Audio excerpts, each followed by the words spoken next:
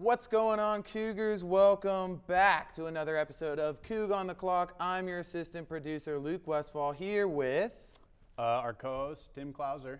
And his first show here on Coug on the Clock, so let's make him all feel welcome. It's going to be awesome. Today we're talking about WSU men's and women's basketball. We're going to be getting into the big trade between the Mavericks and the Nets with Kyrie Irving and the trade deadline there. We're going to be talking about the new Pro Bowl format that just went down this last weekend. We got to see it in action. And then we're going to be talking about the big weekend in college basketball. And then, of course, birthdays. So without further ado, let's get into the show.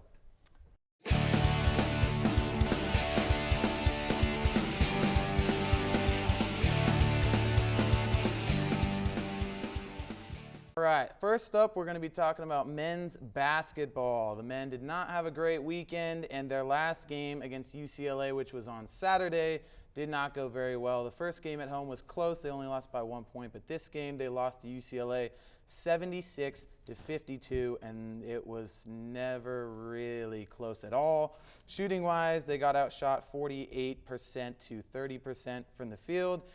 Three-point-wise, they got outshot by, once again, quite a lot. And free throw-wise, it was close, but they got out-rebounded by 8. Obviously, Washington State, one of the biggest storylines in this one was Mohamed Gay, who is kind of the star for Washington State. And he went from having his career high in points to only having 7 points. 7 points, 6 points, 3 of 13 from the field. Not a good day at all for the big man. Not a good day for the Cougs, losing by 24 points. And obviously now 10-15. Yeah. Cougs are 10-15. It's not looking good. Yeah, and this pushed their record to 1-7 for the road. That's and right. 7-3 for home games. So they're still at that 9th spot in the conference. So there's still lots of room for improvement. Let's mention the leaders for the game, though. TJ Bamba led the game in WSU. 6 of 11 field goals completed, 5 of 6 free throws, 2 of 6 free throws, sorry. Bamba tied with Powell for 34 minutes on the court, with Powell just falling behind in points. He had 17 with 5 of 13 field goals made, 5 of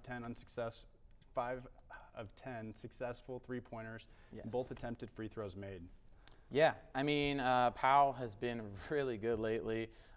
His shooting, he's really found a new level. Obviously, he transferred here last year. He was at Tennessee, but he's found a new level of 17 points. But on a more positive note, the women's team defeated Cal 70-60 right here on the WSU campus at Beasley Coliseum.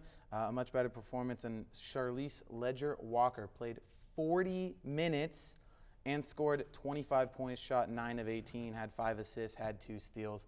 A really great game. And some younger centers stepped up as well with more minutes for Clark and Glazier. A much better game. And the women's team has been much better this season than the men. They're 7th right now in the conference, but they're right there on the edge of the NCAA tournament for women. Mm-hmm. Yes, they are. And don't forget about Wallach. She came in 2nd with minutes and in points scored, just 15 less than Walker, but still a great game for them. Cal, they had a tough night. Their top scoring player only was able to bring in 11 points. Yeah, and Washington State, the women, things are looking up for them. The men, however, next Saturday, they have a week off, and then it's Apple Cup time. Yes, it is. Right here, Beasley Coliseum. With that, we'll move into our next topic. There was a massive trade that went down, and on our last show, if you check that out, if you didn't, check it out right now, but on our last show, Eric and the gang talked about the trade deadline and talked about, would the Mavericks find a co-star for Luka Doncic? And they did. Well, yes, at least we think they did. They traded for Kyrie Irving, giving up Spencer Dinwiddie and Dorian Finney-Smith, a first-round pick in 2029 and a second-round pick in 2027 and 29. So the draft picks are not for quite a while, but they did get some value back in that trade. Personally, I'm just going to say right now that I personally think that the Nets won. It's probably not a common or, the right opinion, maybe, just because Kyrie Irving is so talented. Yeah. But I think that they didn't want to keep him there. He didn't want to be there. He had asked for a trade right before that. And, the culture with the Nets just had not been very good. And I think that will help the Nets right now. I don't know if they'll trade Kevin Durant or not, but I think that clearing that situation up is going to help Brooklyn. Yeah, the Nets definitely scored on this. My question is how Mark Cuban made this decision from a business perspective for the Mavs. I mean, Kyrie has a lot of baggage, especially after this last season with his comments made throughout. So I'm wondering how Cuban's going to react to this and if he's going to keep the reins on Irving or not. I mean, he's already made comments in the past saying, that's not Irving, and I'm wondering if he's going to put up with it. I mean, I know Cuban's looking to make a win off this. We all know Cuban's reputation and with picking up the Mavs. I mean, it was a hometown decision for him, and he loves the Mavs, but at the same time, he's looking to make a profit off of this, and hopefully he doesn't lose that money from that trade. Yes, Mark Cuban is a businessman, and there are certainly some interesting things surrounding the business side of this decision. Kyrie Irving is in the last year of his contract, getting $38 million. So he's a free agent after this season. So if you don't bring him back, there's always going to be the chance that people say that you lost because you couldn't bring him back, especially if they don't succeed in the playoffs within this season. And if he carries that baggage over to Dallas, I just don't think at this point that there's going to be as long of a leash with him, especially with Cuban being a businessman, wanting to keep the reputation of his team higher. It's going to be interesting to see. And from the Nets side, I think that I already mentioned that I thought they would win, but I think it's going to be interesting. They did trade for 2 longer contracts that they're going to keep around for a while. Finney Smith is in the first year of a 4-year, $55 million deal. Dinwiddie's in the second year of a 3-year, $54 million deal. So there's quite a bit of money going around in this trade, which makes the business aspect of it even more interesting. And now I think we can all kind of shift our focus over to whether the Nets might potentially be dealing Kevin Durant. I've heard some rumors around that. Maybe the Boston Celtics package with Jaylen Brown. I've heard some rumors there. Boston would be interesting, and I think if Kevin Durant went there, it would be pretty big. I think that trade right now, the speculation around that Kevin Durant trade, is going to be around the trade deadline living up to the hype that Kevin Durant was creating the offseason that he signed with the Warriors. Yeah, and as we all know, that trade deadline is coming up this Thursday, so we're all going to find out very soon. Transitioning to our next topic, the Pro Bowl's a new format. I want to hear what you think, Luke. Yep, Pro Bowl, the new Pro Bowl. Okay, so we went from a football game, essentially, last year, to a flag football game. And now they have the skills challenge, which is kind of interesting. I mean, you get to see some guys that, mostly alternates, which is unfortunate, but you get to see some guys kind of show off some skills that obviously it kind of reminds you a little bit of how good these guys really are when they have a chance to just show off their skills and they're not playing against the best defensive players in the world, when they're just throwing balls into targets and when they're playing dodgeball, which is kind of fun. I mean, I like dodgeball, so watching these guys play dodgeball is kind of fun, but don't forget that balloon toss and tic-tac-toe as well. It was an interesting they had format. A relay race. That stuff all happens then before the weekend, and then the big flag football game, which, by the way, I just want to give a shout-out to Geno Smith, who had 239 yards and 5 touchdowns. Go Hawks. This flag football game, go Hawks. But, yeah, I think it's interesting. I mean, I know you have something big to say, but I think that, honestly, personally, I know I'm not an NFL player, so I can't really make a decision on this, but I think that for me, from an entertainment standpoint, it's more entertaining for me to watch a flag football game just because there's so much raw talent, and I feel like in the actual football game, nobody really tried that much, and they just ran up to score because they didn't want to play defense and get hurt. But what are your thoughts? Yeah, I mean, I agree. It's definitely got to be more entertaining on a level, but I think they're giving and taking some here. I mean, they're definitely going to bring in a new audience, and I feel like people that are going to watch this All-Star game and Pro Bowl game, whether it be the NFL or MLB, they're looking to see the best play, but they want to be entertained. People that come and watch this game, it's not the entire regular season fan base. I mean, you get some unique fans, and some of them just don't want to see the regular game or don't want to see it as much as they used to. But I think on the other side of that coin is the door that this opens for the NFL and other leagues potentially. I mean, the NFL has gotten a lot of flack in the last few years for the cases of CTE with a lot of players, both in the league and retired. lots of lawsuits opening against the NFL for things like this. I mean, maybe in the future we could see a potentially flag football dominated league with that Blue Shield logo. Not sure, but if they did, I mean, that would open a ton of doors for other leagues. I mean, we've seen the XFL fail a few times now. If the NFL was to eventually transition to flag football, I mean, that opens the monopoly up for a new league to enter. I completely agree. I think that being able to open up as many possibilities for the NFL to expand in is critical, and the NFL is always trying to do that. Every single year, there seems to be some new kind of business arrangement with the NFL to make some money, and I think that that could potentially be in the cards. With one last note on the NFL before we move on to the last topic, I just want to give a shout out to AJ Green, who retired.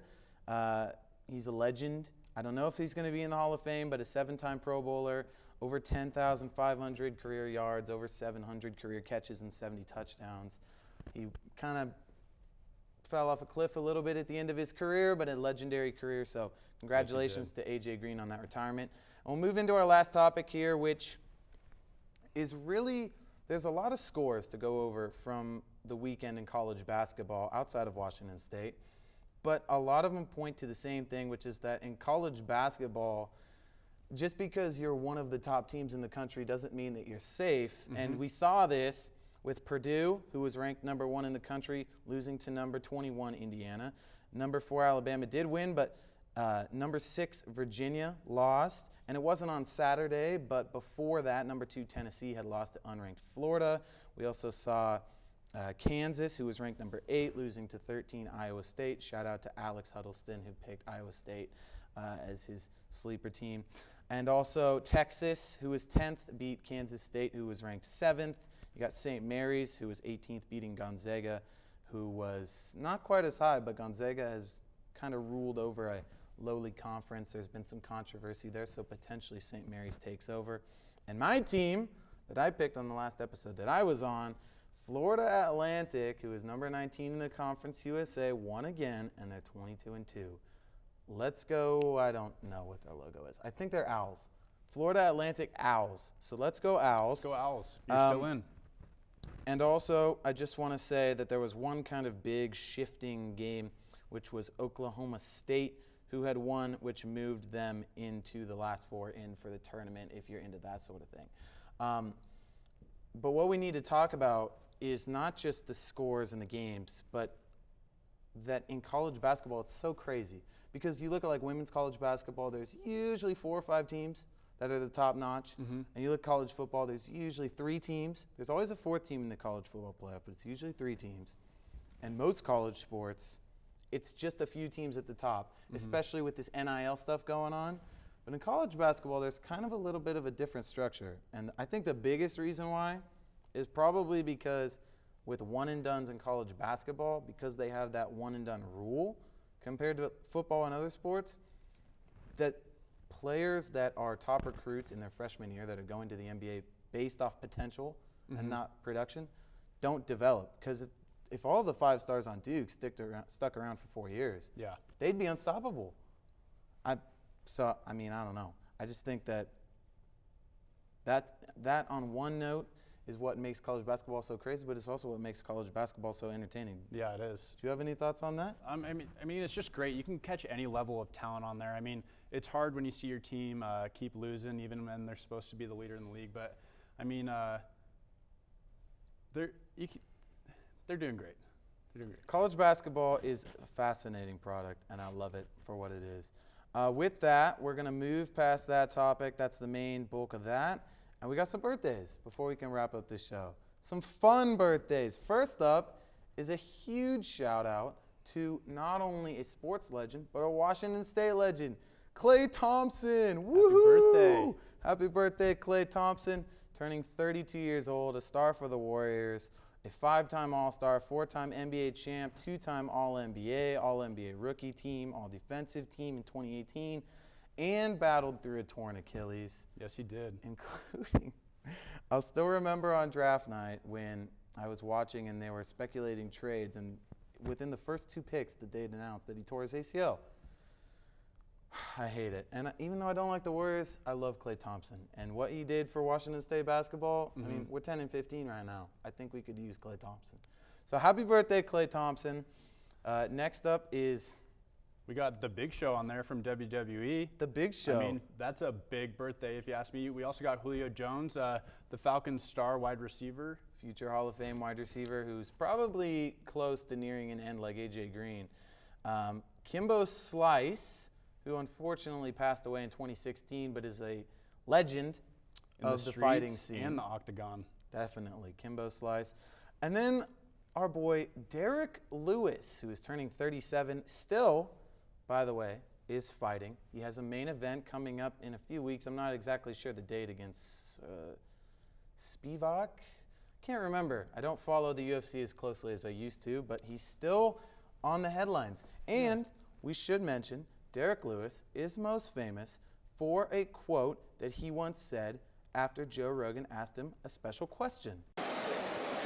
I'm here with the winner, Derek Lewis. Derek, why'd you take your pants off? My balls was hot. I understand. Luke, are his balls still hot?